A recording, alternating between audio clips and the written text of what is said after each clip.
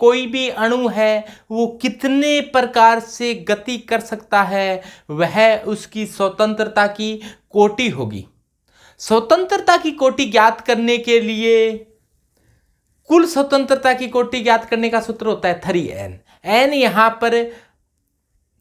यहां पर अणु में उपस्थित परमाणुओं की संख्या है। जैसे मान लो कोई एक परमाणु के हो यानी कि मोनो एटॉमिक हो तो उसकी स्वतंत्रता की कोटि एक परमाणुीय के लिए यानी कि मोनो एटॉमिक के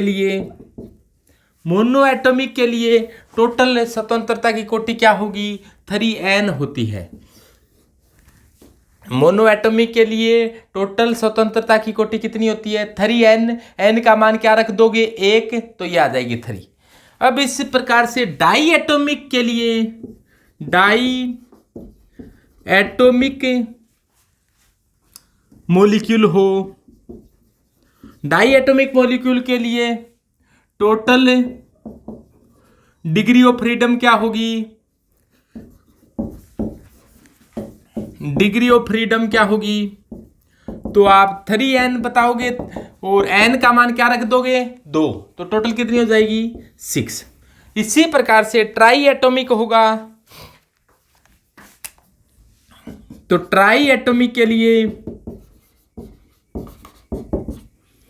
ट्राई एटॉमिक मॉलिक्यूल के लिए टोटल कितनी हो जाएगी, 3n होती है, तो 3 × 3 बराबर क्या हो जाएगा, 9 हो जाएगा।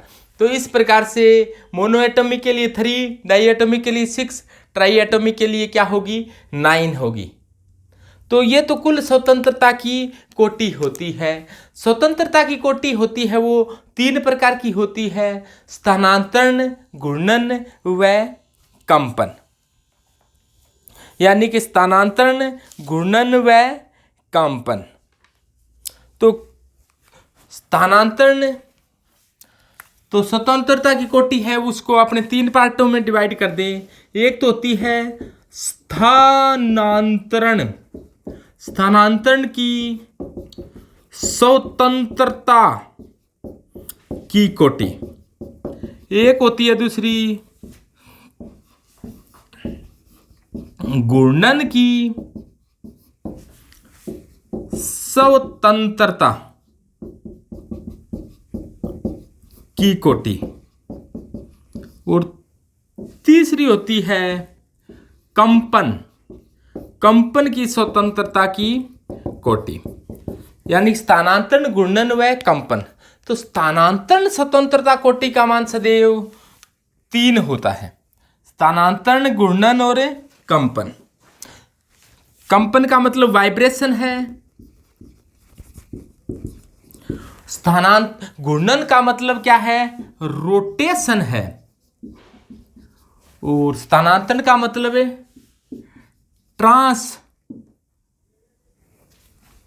तो स्थानांतरण 3 प्रकार से होता है, जैसे अपना ट्रांसफर हो जाए। कोई भी एक अणु कितनी दिशा में चल सकता है, या तो x अक्ष पर चल सकता है, या फिर y पर चल सकता है, या फिर z पर चल सकता है। तो स्थानांतरण की स्वतंत्रता की कोटि हमेशा कितनी होती है, 3 होती है। तो स्थानांतरण के लिए अलग से कोई याद रखने की आवश्यकता नहीं, आप स्थानांतरण की स्वतंत्रता की कोटि हमेशा 3 बताओगे। बची वो और ज्यादा होगी तो वो घूर्णन और फिर कंपन की होगी। घूर्णन और कंपन की, घूर्णन की स्वतंत्रता की कोटि या तो 2 होती है या फिर क्या होती है, 3 होती है। या तो 2 होती है या फिर क्या होती है, 3 होती है। 2 किसके लिए होती है, 2 होती है कोई रेखीय हो, कोई रेखीय अणु हो, यानी कि कोई लीनियर हो, तो इसके लिए स्वतंत्रता की कोटि 2 होती है, घूर्णन की स्वतंत्रता की कोटि 2 होती है। और यदि कोई लीनियर नहीं हो यानी कि रेखीय नहीं हो तो इसका मतलब क्या होगा, अरेखीय होगा। तो अरेखीय यानी कि आप इसको एंगुलर कह सकते हो, कोणीय कह सकते हो, यानी कि रेखीय नहीं है, उसकी स्वतंत्रता की कोटि क्या होगी, 3 होगी। इसका कारण क्या है, इसकी रोटेशन की 2 होने का कारण क्या है कि जब कोई अणु अपनी अक्ष के सापेक्ष घूमता है तो उसका जड़त्व आघूर्ण है वो चेंज नहीं होता है, और अपनी एक्स के अलावा, जैसे मान लो ये मार्कर इसी अक्ष में घूमे तो इसका जड़ तो आगुण चेंज नहीं होता, लेकिन ये तो मान लो इस प्रकार से है, ये मान लो ये एक्स अक्ष है तो एक्स एक्स के सापेक्ष घूमे, जैसे इस प्रकार से घूम रहा है तो इसका जड़ तो आगुण चेंज नहीं हो रहा। वाई एक्स मान लो ये है, वाई एक्स के सापेक्ष घूमेगा तो इसका जड़ तो आगुण चेंज होगा। और जेड एक्स के सापेक्ष घूमे, जेड मान लो आपकी तरफ है तो इस प्रकार से घूमेगा तो भी इसका जड़ तो आगुण चेंज होगा। यानी कि खुद के अक्ष के सापेक्ष जड़ तो आगुण चेंज नहीं होता, बाकी ऐसे घूमे चाहे ऐसे घूमे जड़ तो आगुण चेंज होता है। तो जो रेखीय अणु है उसका अपने अक्ष के सापेक्ष स्वतंत्रता की कोटि नहीं होती घूर्णन की, बाकी 2 होती है। तो इसके रोटेशन की स्वतंत्रता की कोटि का मान क्या होता है 2, और घूर्णन की स्वतंत्रता की कोटि का मान यदि अरेखीय अणु है तो सदैव क्या होगा 3। शेष बच गई वो क्या होगी, कंपन की होगी। तो कंपन की भी यदि रेखीय है, कोई रेखीय अणु है तो उसके लिए तो क्या हो जाएगी 3n-, रेखीय के लिए देखो स्थानांतरणीय 3 होगी, घूर्णन क्या होगी 2, तो 3n में से क्या होगी 3, तो स्थानांतरणीय घट जाएगी और 2 क्या हो जाएगी घूर्णन घट जाएगी, तो कितनी बचेगी 3n- 5। तो ये होती है हमेशा 3n- 5 रेखीय अणु के लिए। और अरेखीय अणु है तो अरेखीय अणु के लिए क्या मान आएगा, ये 3n- स्थानांतरणीय भी 3 है, इसके लिए घूर्णन भी क्या है तो 3 + 3, तो ये बच गई कितनी 3n- 6। तो इसके लिए आप सूत्र भी लगा सकते हो कि 3n- 6। जैसे मान लो एक परमाणु है तो 3 है तो 3 की 3 क्या होगी स्थानांतरणीय होगी। द्विपरमाणु है तो 6 होती है, 6 में से 3 तो हमेशा स्थानांतरणीय होती है, 3 स्थानांतरणीय बच गई। द्विपरमाणु में कंपन की एक ही हो सकती है 2। द्विपरमाणु हमेशा ही क्या होता है रेखीय होता है, कोण तभी पड़ता है जब 3 परमाणु हो। तो द्विपरमाणु में घूर्णन कितनी हो जाएगी 2 हो जाएगी, और कंपन कितनी होगी, कंपन का मान क्या होगा 1 होगा। तो इस प्रकार से आप बता सकते हो कि स्वतंत्रता की कोटि किसकी कितनी होगी। अब देखें एक परमाणु अणु के लिए, कोई एक परमाणु है,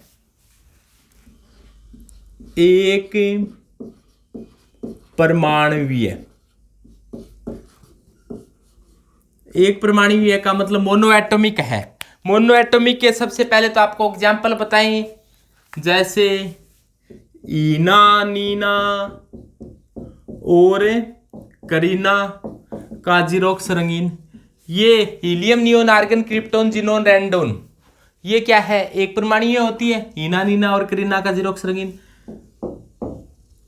तो यानी कि निष्क्रिय गैस होती है वो सामने एक परमाणु होती है। तो एक परमाणु में केवल और केवल क्या होती है, केवल और केवल इसमें टोटल स्वतंत्रता की कोटि क्या होती है 3n, तो 3 × 1 = 3, यानी कि 3 है और 3 की 3 क्या होगी केवल स्थानांतरणीय होगी।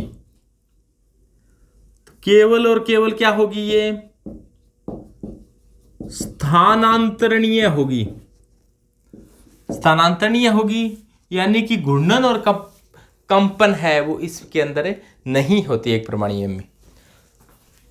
द्विपरमाणु की बात करें, एक परमाणु के बाद में बात करते हैं अपने द्विपरमाणु के लिए। द्विपरमाणु यानी कि डाई एटॉमिक मॉलिक्यूल हो, तो द्विपरमाणु के लिए टोटल स्वतंत्रता की कोटि कितनी होती है 3n, तो द्विपरमाणु का तो 3 × 2 बराबर क्या हो गया 6, तो 3 × 2 बराबर 6 हो गया। इसका मतलब टोटल स्वतंत्रता की कोटि कितनी है 6 है, तो 6 में से स्थानांतरणीय कितनी है,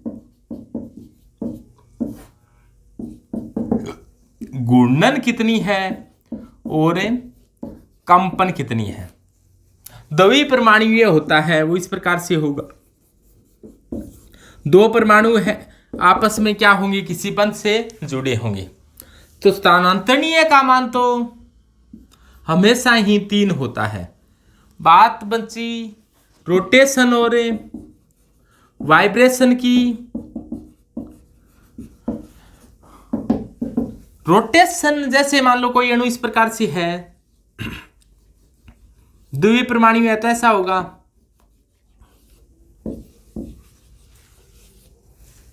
यदि इसका रोटेशन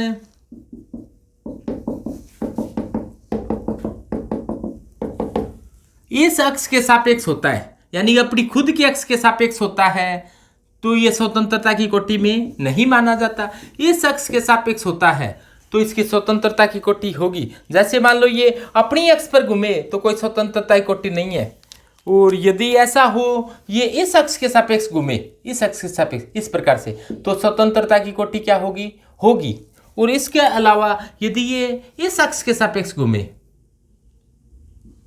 यानी कि ये है ऐसे, अब देखो एक तो ऐसे घूम रहा था और एक अब ऐसे घूमे। ऐसे घूमने में और ऐसे घूमने में अंतर है। देखो ये मान लो x अक्ष है, ये मान लो y अक्ष है, तो ये क्या है? ये मान लो कि z अक्ष है। तो अपनी अक्ष पर घूमे तो स्वतंत्रता की कोटि नहीं होती, अपनी अक्ष के लंबवत इस प्रकार से घूमे तो स्वतंत्रता की कोटि होगी, और इस प्रकार से घूमे तो भी स्वतंत्रता की कोटि होगी। तो इसके मतलब घूर्णन के स्वतंत्रता की कोटि क्या होती है? डाइएटॉमिक के लिए 2 होती है। और कंपन कोई डाइएटॉमिक हो, जैसे मान लो M1 द्रव्यमान और M2 द्रव्यमान के 2 परमाणु इस प्रकार से जुड़े हुए हैं, एक बार कंपन करवाकर छोड़ दिया, इसको कंपन करवाकर खींचकर छोड़ दिया, खींचकर छोड़ेंगे तो एक बार दूर जाएंगे फिर वापस पास आएंगे, तो इस प्रकार से क्या होगा? इनके बीच में कंपन होगा। तो ये क्या होगा? कुल मिलाकर इसके कंपन की स्वतंत्रता की कोटि का मान होगा। तो स्थानांतरण इसकी 3 होती है, घूर्णन इसकी 2 होती है और कंपन इसकी 1 होती है। यानी कि टोटल मिलाकर कितनी स्वतंत्रता की कोटि होगी डाइएटॉमिक के लिए? 6। तो देखो अपने त्रिपरमाणुवीय अणु के लिए कुल स्वतंत्रता की कोटि, total degree of freedom for triatomic molecule, त्रिपरमाणुवीय अणु के लिए कुल स्वतंत्रता की कोटि, यानी कि टोटल डिग्री ऑफ फ्रीडम ज्ञात करना चाह रही हैं।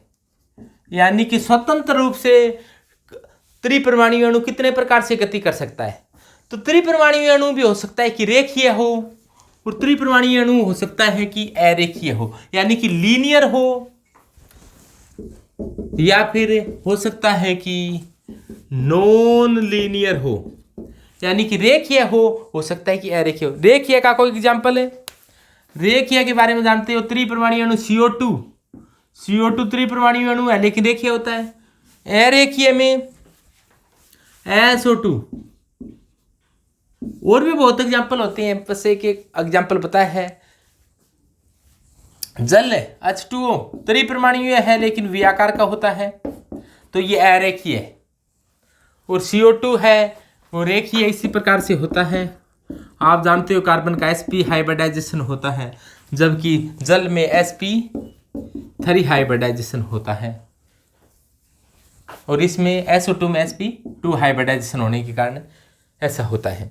तो स्थानांतरणीय स्वतंत्रता की कोटि का मान हमेशा 3 होता है, यानी स्थानांतरण ट्रांसलेशनल स्वतंत्रता की कोटि यानी कि डिग्री ऑफ फ्रीडम का मान हमेशा 3 होता है, चाहे रेखीय हो चाहे अरेखीय हो, इसमें कोई प्रभाव नहीं पड़ता। घूर्णन की स्वतंत्रता की कोटि का मान रेखीय के लिए 2 होता है और अरेखीय के लिए 3 होता है। रेखीय के लिए 2 क्यों होता है? जैसे मान लो कि ये कोई अणु है वो रेखीय है, ये कोई अणु रेखीय है, अपनी अक्ष पर घूम रहा है, इस प्रकार से घूम रहा है। ये देखो अपनी अक्ष पर ही घूमना शुरू कर दे, ये एक अणु है, ये एक अणु मानो इस अपनी अक्ष पर घूमना शुरू कर दे तो इसका कोई जड़ तो आगुण चेंज नहीं होगा, तो इसलिए इस अपनी अक्ष पर इसकी स्वतंत्रता की कोटि नहीं होती। लेकिन ये इस अक्ष के सापेक्ष घूमे तो देखो जड़ तो आगुण चेंज होगा ना, और इस अक्ष के सापेक्ष घूमे तो भी जड़ तो आगुण चेंज होगा। तो यानी कि केवल 2 ही अक्षों के सापेक्ष इसका जड़ तो आगुण चेंज होगा। तो घूर्णन के स्वतंत्रता कोटि रेखीय अणु के लिए 2 होती है, जबकि कोणीय अणु इस प्रकार का हो गया, कोणीय अणु इस प्रकार का होगा, अपनी अक्ष के सापेक्ष भी घूमे तो भी, किसी भी अक्ष के सापेक्ष घुमाओ चाहिए इसको,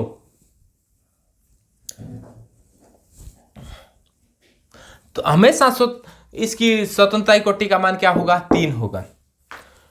बची हुई कंपन होती है, तो रेखीय अणु के लिए त्रिपरिमाणीय है, टोटल स्वतंत्रता कोटि 3n होती है, त्रिपरिमाणीय है तो 3 × 3 = 9, टोटल 9 होती है। तो अब देखो 3 और 2 5 हो गई। कंपन के स्वतंत्रता कोटि ज्ञात करनी हो ना, यानी कि कंपन की स्वतंत्रता की कोटि ज्ञात करना चाहते हो तो आपको क्या करना चाहिए, 3n माइनस स्थानांतरण प्लस घूर्णन, यानी कि स्थानांतरण की जो स्वतंत्रता कोटि है और प्लस घूर्णन की स्वतंत्रता कोटि को घटा दो। और स्थानांतरण की रेखीय अणु है तो स्थानांतरण की तो हमेशा ही 3 होती है, और घूर्णन की कितनी है यहाँ पर 2, रेखीय अणु के लिए घूर्णन की क्या होती है 2, तो कितने आ जाएगी 3n - 5, यानी कि कंपन की स्वतंत्रता कोटि रेखीय अणु के लिए 3n - 5 होती है, यानी कि कंपन की स्वतंत्रता की कोटि रेखीय अणु के लिए, रेखीय अणु है और कंपन है तो वो क्या होती है 3n - 5। और यहां पर कंपन की आपको स्वतंत्रता की कोटि ज्ञात करनी है तो टोटल स्वतंत्रता की कोटि 3n, और इसमें से दोबारा सुने, कंपन की स्वतंत्रता कोटि में से स्थानांतरण और घूर्णन को जोड़कर घटा दो, 3 और 2 5 घटा दिया 3n - 5। इसी प्रकार से यहां पर कुल स्वतंत्रता कोटि 3n है, स्थानांतरण और घूर्णन घटा दो तो स्थानांतरण की स्वतंत्रता कोटि प्लस घूर्णन की स्वतंत्रता की कोटि, और 3n स्थानांतरण का मान कितना है 3 और घूर्णन का मान कितना है 3, तो 3 + 3, तो 3 + 3 कितना हो जाएगा 6, तो 3n - 6 हो जाएगा। यानी कि अपने ऐसे कहते हैं कि कंपन की स्वतंत्रता की कोटि, कंपन की स्वतंत्रता की कोटि होती है वो 3n - 6 होती है, 3n - 6 होती है कंपन की स्वतंत्रता की कोटि, 3n - 6 होती है। और रेखीय अणु के लिए 3n - 5 होती है, और ये कब है 3n - 6 अरेखीय के लिए, रेखीय के लिए 3n - 5, बाकी स्थानांतरण हमेशा 3 होती है, घूर्णन है रेखीय के लिए 2, अरेखीय के लिए क्या होती है 3, बस इतना सा ध्यान रखना है, घूर्णन में चक्कर है, रेखीय के लिए 2, अरेखीय के लिए 3। कंपन है तो स्थानांतरण और घूर्णन को जोड़कर टोटल में से घटा दो, टोटल कितनी होती है 3n होती है टोटल। तो इसको आपको बता दिया अच्छी तरीके से, शायद ध्यान में आ गया होगा। अब देखो बड़ा N क्या है, यहाँ पर अणु संख्यता है, जैसे एक परमाणुविक है, ये मोनो एटॉमिक है तो n का मान क्या होगा 1 होगा, मोनो एटॉमिक है तो n का मान 1 होगा, डायो एटॉमिक है तो n का मान 2, ट्रायो एटॉमिक है तो n का मान 3, ये भी ट्रायो एटॉमिक है तो n का मान 3, ये 1 2 3 4 4 परमाणु है तो 4, इसमें 6 और 6 12, तो n का मान आप जितने अणु में परमाणु है उसके हिसाब से आपको बताना है कि टोटल n का मान क्या है। और टोटल डिग्री ऑफ फ्रीडम क्या होती है 3n, तो 3n का मान कितना हो जाएगा, इसके लिए n का मान 1 है तो 3 × 1 = 3, यहाँ पर भी n का मान 1 है, 3n होती है, 3 × 1 बराबर क्या हो जाएगा 3, यहाँ पर अणुसंख्यता 2 है तो 3n होती है तो 3 × 2 = 6, यहाँ पर 3n होती है तो 3 × 3 = 9, ये भी क्या हो जाएगा 3 × 3 = 9, ये 3n होती है 3 × 4 = 12, ये होती है 3n होती है 3 × 12 = 36। ये तो total number, total degree of freedom क्या हो जाएगी, तो ये कुल मिलाकर बड़ा n का मान है, बड़ा n का मान अणु में कितने परमाणु है वो है, और इसका 3 गुना यानी कि 3n कर दो, यानी कि इसको 3 से गुणा कर दो, तो क्या आ जाएगा, टोटल डिग्री ऑफ फ्रीडम। स्थानांतरण की स्वतंत्रता की कोटि का मान सदैव 3 होता है। 3 3 3 3 3 3 3। स्थानांतरण की स्वतंत्रता की कोटि का मान सदैव 3 होता है। घूर्णन का मान देखना पड़ेगा, रेखीय है तो 2 होता है, अरेखीय है तो 3 होता है। यानी कि ये तो एक एटॉमिक है, डाई एटॉमिक, ये सभी क्या होते हैं, रेखीय होते हैं। तो ये भी CO2 भी क्या है, रेखीय है। तो रेखीय के लिए मोनोएटॉमिक तो रेखीय देखने की जरूरी नहीं मोनोएटॉमिक के लिए, क्योंकि इसकी घूर्णन की सतह कोटि होती नहीं, मोनोएटॉमिक है ये तो। और ये डाई एटॉमिक और ट्राई एटॉमिक ये रेखीय है, लीनियर है, क्योंकि CO2 की ज्यामिति इस प्रकार से होती है sp हाइब्रिडाइजेशन के कारण, और डाई एटॉमिक हमेशा ही लीनियर होता है। तो इसकी घूर्णन की सतह कोटि का मान कितना होगा, ये तो मोनोएटॉमिक है, और ये डाई एटॉमिक है, डाई एटॉमिक रेखीय, ट्राई एटॉमिक रेखीय, और ये कोणीय है। कोणीय के लिए क्या होता है, 3, कोणीय है, ये रेखीय है। एसिट्रीन sp हाइब्रिडाइजेशन होता है, ये रेखीय है तो 2 और 3। ध्यान दें ये रेखीय है और ये क्या है, कोणीय है, और ये रेखीय है। डाइएटॉमिक सदैव ही रेखीय होते हैं, कि 2 अणु कोण 3 से बनेगा। 2 अणु कैसे ही जुड़ जाए तो हमेशा रेखा में जुड़ जाएंगे, ऐसे कह दो ऐसे जुड़ जाए तो ये भी एक रेखा ही है। तीसरा जुड़ेगा तब कोण बन सकता है, तीसरा जुड़े तो रेखीय बन सकता है। तो डाइएटॉमिक की रोटेशन हमेशा ही 2 होती है। ट्राई एटॉमिक रेखीय है, ट्राई एटॉमिक या पोली एटॉमिक रेखीय है तो उसकी 2 बाकी 3 बच गई। वो क्या है, कंपन है। तो कंपन क्या होती है, टोटल में से इनका जोड़ घटा दो, तो टोटल इतनी है, इसका जोड़ कर इसका जोड़ कर टोटल में से घटा दो, तो क्या आ जाएगा, 3 में से 3 गया 0, 3 में से 3 गया 0। तो इसका टोटल कर इस 6 में से घटा दो, तो 6 - 5 है, 1 बचेगा। ये टोटल 9 है, तो 9 - 5 है, तो कितना बचेगा, 4। टोटल 9 थी, इसमें 3 ये है, 2 ये है, तो 4 बचेगा। यहाँ पर टोटल 9 थी, 3 ये होगी, 3 ये होगी, तो 3 बचेगा। तो टोटल 12 थी, 3 ये होगी, 5 ये, 2 ये होगी, 5, तो 7 और 5 है 12। टोटल 36 थी, तो 3 और 3 6 होगी, तो बची कितनी, 30। यानी कि टोटल 36 में से स्थानांतरण गुणन घटा दो, 3 ही है, टोटल इतनी है, 3 नहीं होती है। 2 का पता चल गया तो तीसरी अपने आप ही आ जाएगी। तो ये सूत्र क्या हो जाएगा, 3n - 5। यदि रेखीय है तो कंपन ये होगी, और कोणीय है तो कंपन क्या हो जाएगी, 3n - 6। बस सिंपल सी बात है। तो इस प्रकार से ये तो आपको समझाने के लिए बताया था, ये आप अलग से कर दिखाओगे, ऐसे इस प्रकार से आप सारणी के द्वारा बता सकते हैं।